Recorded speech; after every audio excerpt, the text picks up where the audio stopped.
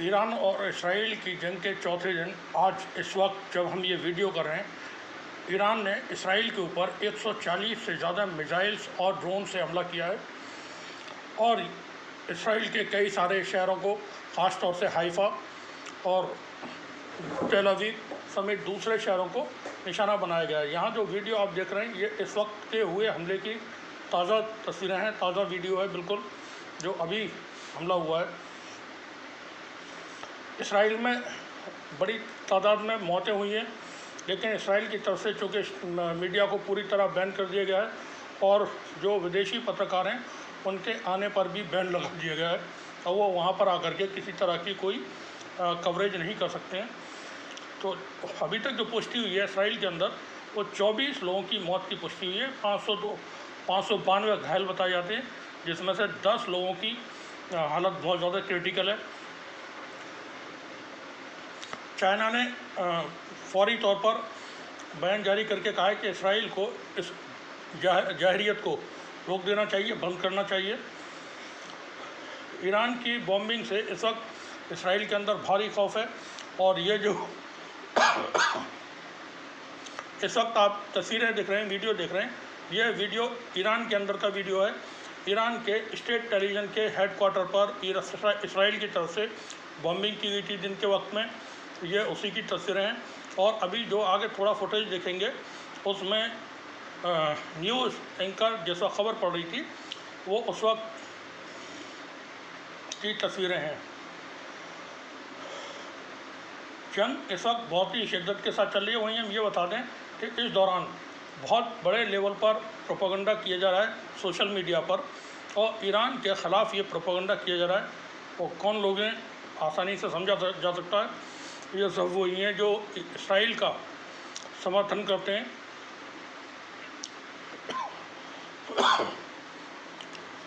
मुस्लिम मुखालफत और इसराइल की मोहब्बत में।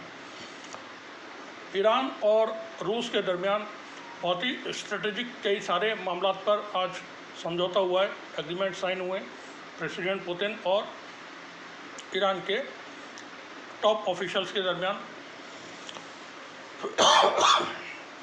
रूस का मौक़िफ़ यहाँ पर बिल्कुल साफ़ है कि वो पूरी तरह से ईरान के साथ है और इस जंग में पाकिस्तान की तरफ से भी बड़े बयान आ रहे हैं। पाकिस्तान ने कहा है कि ये बयान हम आपको ईरान की न्यूज़ एजेंसी की तरफ से पढ़ के सुना रहे हैं।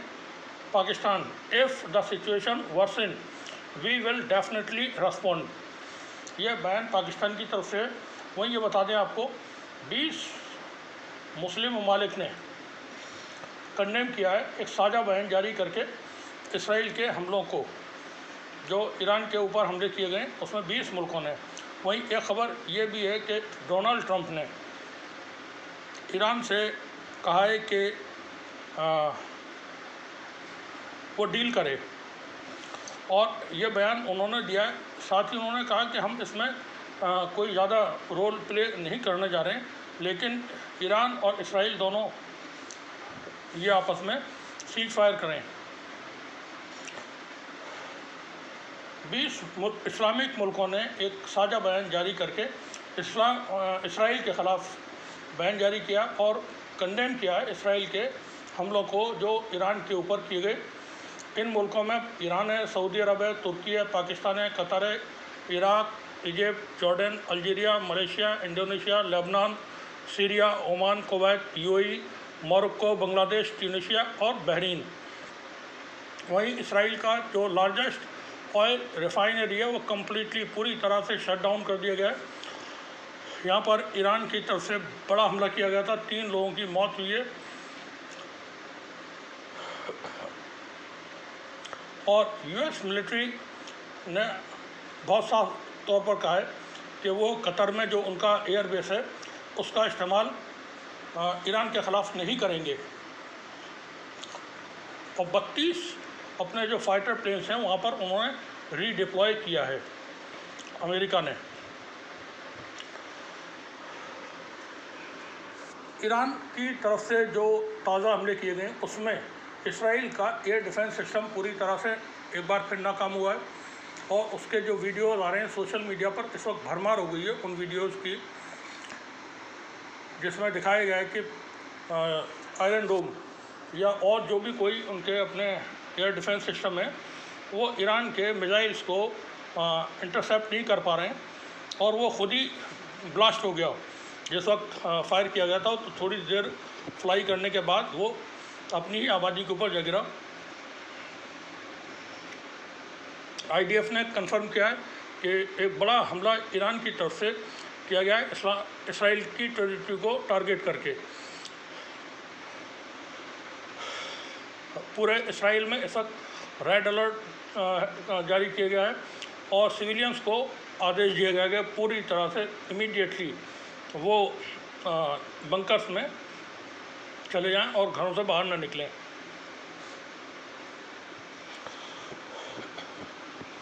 एयर डिफेंस सिस्टम को तेहरान के अंदर भी अभी एक्टिवेट किया गया है, क्योंकि ख़तरा ये है कि इसराइल की तरफ से भी जवाबी कार्रवाई ईरान के ख़िलाफ़ हो सकती है। यहाँ पर जो जंग चल रही है इस वक्त वो बिल्कुल जैसे फ़ुटबॉल का मैच होता है, एक पार्टी एक टीम एक गोल कर दे उसके बाद दूसरी टीम फिर अटैक करती है गोल करने के लिए, तो ठीक इसी तरह से सिचुएशन है। हमने बताया था प्रोपेगेंडा बहुत हो रहा है, बहुत सारी फेक न्यूज़ सोशल मीडिया पर चल रही हैं जो ईरान के ख़िलाफ़ हैं। इस जो जंग है इस जंग में भारत के रोल को लेकर के भी बहुत सारी खबरें हैं और इस पर BBC की तरफ से एक रिपोर्ट पब्लिश की गई है जिसको हमने भी कोशिश कर रहे हैं बताने के लिए। और यह खबर कुछ इस तरह से है कि पश्चिम एशिया में मध्य में भारत का जो रुख था वो किसी की तरफ नहीं झुका हुआ था, बैलेंस था, संतुलित था। लेकिन पिछले कुछ सालों में इसमें तब्दीली आई है और अब पूरी तरह से वो इसराइल की तरफ ज़्यादा झुका हुआ दिखाई देता है। जैसे 12 जून को संयुक्त राष्ट्र महासभा में गाज़ा पर तत्काल युद्ध विराम को लेकर वोटिंग हुई। 149 मुल्कों ने युद्ध विराम के पक्ष में वोट किया, 12 देशों ने युद्ध विराम के खिलाफ वोट किया और 19 देशों ने खुद को वोटिंग से दूर रखा। भारत इन्हीं 19 मुल्कों में शामिल है। जो मुल्क एब्सेंट रहे थे उसमें पनामा, साउथ सूडान, टोंगो, मलावी वगैरह मुल्क थे।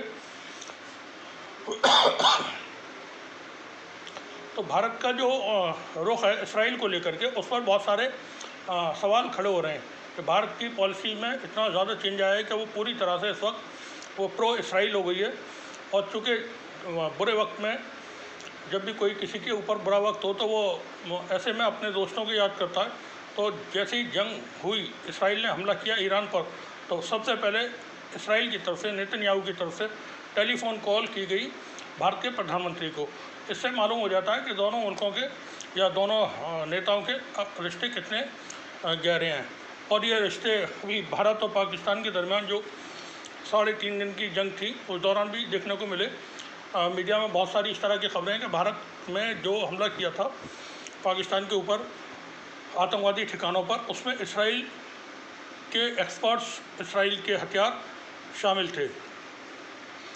तो अभी हम जो खबर थी, जो अहम खबर है वो ये है कि ईरान ने इसराइल के ऊपर एक बड़ी कार्रवाई की है। 140 से ज़्यादा ड्रोन और मिसाइल्स फायर किए हैं, जिससे इसराइल के अंदर बहुत ज़्यादा तबाही हुई है। ये अभी की कुछ देर पहले जो हमले हुए थे उससे पहले की ये वीडियो इस वक्त चल रही है, दिन के वक्त की। ये स्टेट टेलीविज़न चैनल पर जिस वक्त एंकर खबर पड़ रही थी ईरान की, उस पर हमला हुआ था, लाइव उसका वीडियो है जो इस वक्त आप देख रहे हैं। ईरान की तरफ से भी इस वक्त बैन जारी करके कहा गया है कि इसराइल के 2 चैनल 12 और चैनल 14 ये अपना ब्रॉडकास्ट बंद कर दें और उसके जितने भी कर्मचारी हैं वो अपनी इमारत को खाली करके चले जाएं। तो माना ये जा रहा है कि